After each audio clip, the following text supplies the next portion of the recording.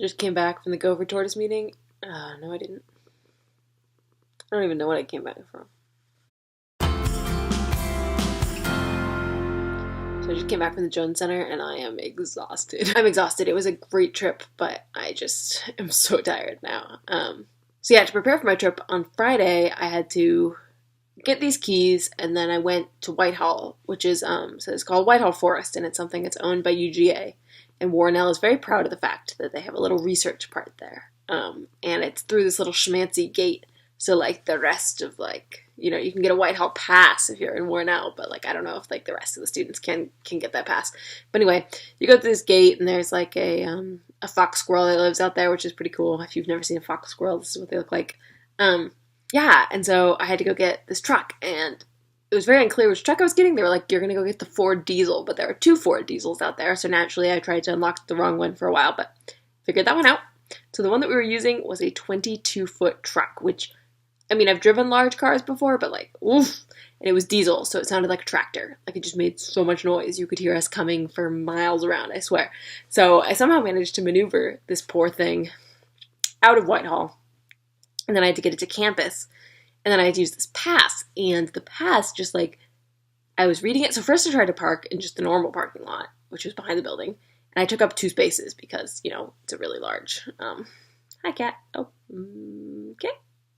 So it took up 2 spaces because, you know, it's just a very large vehicle, and they're not really prepared for that, and I was like, that seems weird. Like, am I just supposed to take up 2 spaces? But then I looked at the parking pass that I had been given, and it says an SVG, which is state vehicle only. And so I was like, shoot, like, I don't know where the state vehicle spots are. So I, like, called the parking place, and they were like, oh, let's look that up. And then I was, like, on hold with them for a very long time while they tried to find a map of where these alleged parking places are. Turns out they're, like, connected to the parking lot I was in, but, like, down this weird cul-de-sac, so you kind of go over, like, a bit of sidewalk, and then it's, like, there. And they're, like, the smallest spaces ever, and I do not have a small truck, as I was saying, so it was just a giant pain. It was, like, so difficult to back into and get that all worked out. But I parked to class, everything was fine. So then after plant class, we just got in the truck, and then we picked up my advisor, and yeah, we went on our way, and it was not bad. Yeah, we ate dinner at this Mexican restaurant in Albany, Georgia, which is in southern Georgia. It was fine, you know, it was pretty average, but there was this man, and he was singing bad covers with his acoustic guitar, and it was just so loud, and it was like, ah. But he also was, like, changing the words a little bit, so it was, like, kind of unclear exactly what he was singing, but, like, he was singing covers, clearly, but then those covers just, I don't know, they just weren't, something was going wrong there, and I don't know what was up, but not great. I should play with the cat more so the cat gets used to me, because she always plays with him when I'm off busy and then I come home and I have to do work. So this is me attempting to bond with my cat.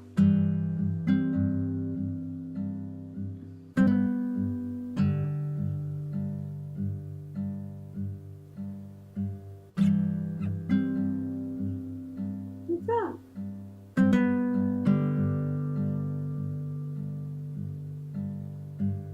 I have a step stool.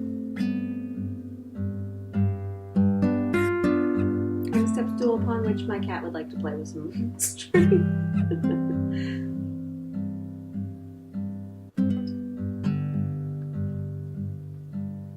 Nope, we're not string, cutie.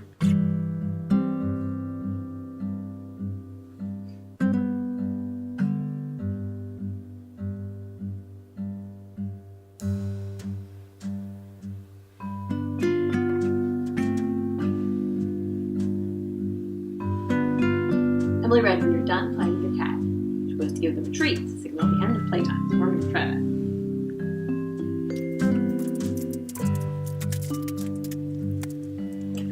So this is a chicken and liver cat treat.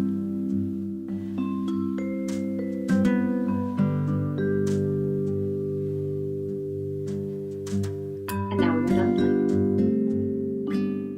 So after our weird Mexican dinner, we continued our drive down to Newton, Georgia, which is where the Joseph W. Jones Ecological Center is, which is actually pretty cool. And we met Laura, and she kind of just, you know, we got situated in our dorms. That so Tom, the PhD student, and I we're in the dorm, and then my advisor was in the visiting professor area. And then we all kind of just sat down for like some beer and kind of chatted over ideas. Yeah, so the next day I woke up and it was really nice out actually. So I kind of took a little walk before we were meeting. And there was a little butterfly garden out there and just like all these trails for like the techs who are out there. And I just saw a bunch of cardinals, saw a bunch of blue jays. They have fox squirrels out there and they're so funny looking. They're like these like black squirrels with like white faces. Yeah, they're just ridiculous looking. And they also have kind of silvery ones too. So we did that, and then we met Laura again, and she's kind of showed us some of the spatial points that we're looking at for gopher tortoises, just like where they saw gopher tortoises versus where the juveniles were. We're trying to figure out if there's any spatial patterning, and it kind of looks like there maybe is, but maybe not. It's unclear. So we went out into the field, and yeah, we kind of just wandered around for like 6-7 hours and looked at burrows. We were bringing out a burrow scope, which is actually really cool. It's just basically a camera with some lights attached to a very long tube. Stick it down the burrow, and that sounds really easy, but it's actually really difficult because it gets like stuck and it gets twisty, and it just, so like here, for instance, this is us trying to get it in, and as you can see, the video is just like, it's really messy. It's really hard to get it through. But we saw 6 tortoises. I also saw 2 mice, a vole, I think a rat, and then some unidentified mammal that was just, hanging out. That was really cool. And yeah, so even with 6 tortoises, so that was like 2 tortoise butts, 3 tortoise sides, and 1 tortoise face. But yeah, so I really got an idea of some different vegetation types. So kind of what I was thinking is that as you're going along and you're going to want to measure vegetation, I was thinking, you could stick marks on someone's leg and then just like have people who are on the sidelines be like, hey, like I can see up to mark 3 or I can see up to mark 4 or whatever it is, right? Like, just like how many marks can you see? And then the problem though was that in this area, the grass wasn't really that tall, but when I like put my feet where the ground were, I like couldn't see my shoes anymore. And so there's actually like 100% ground cover there. And that's interesting because that's different, that you wouldn't necessarily see that if you, like the grass height can be one thing, but there also needs to be a vertical, more than just like a horizontal blocking of vision. We also need to take into account the vertical. So that was actually really, really useful to see that. That pretty much took up the entire day. And yeah, and then today we left the Jones Center pretty early, and we drove to the Fall Line Sandhill Natural Area or something like that. It's a WMA, which means that it's like managed for wildlife, so hunting and fishing and that sort of thing. But all the wildlife, as far as we can tell, is pretty sparse there, except for the gopher tortoises, so that's nice. And again, we just did the same thing, just kind of wandered around aimlessly.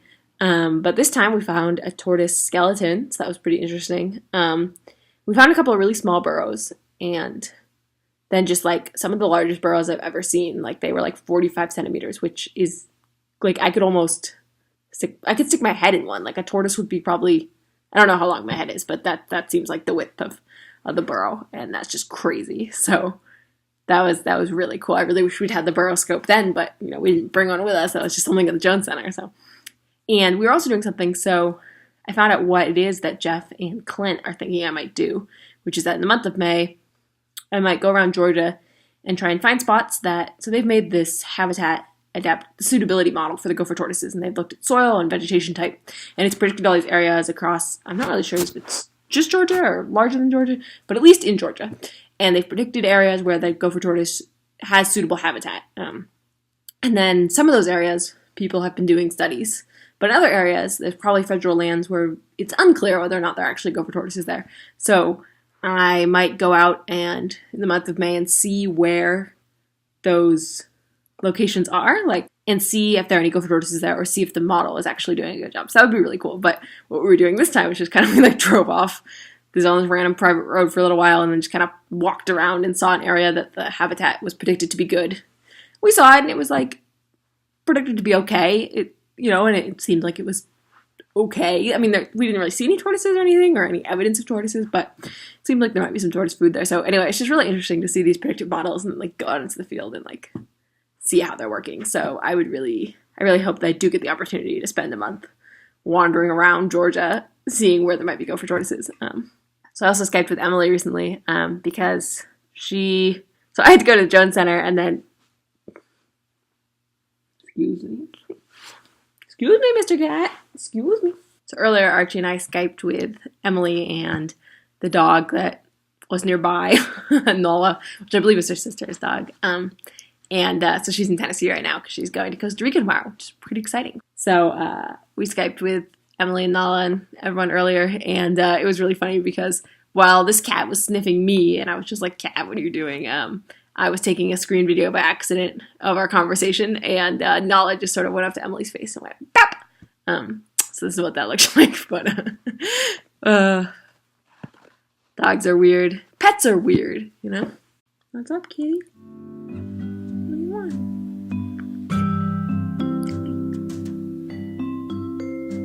Kitty has decided to just sit here and purr at me, so...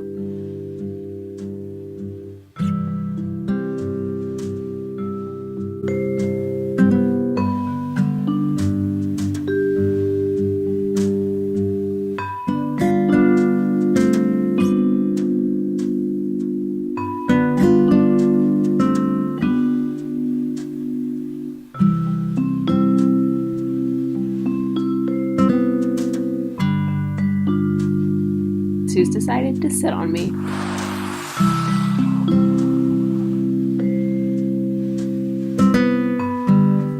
Should have known the minute I got a cat.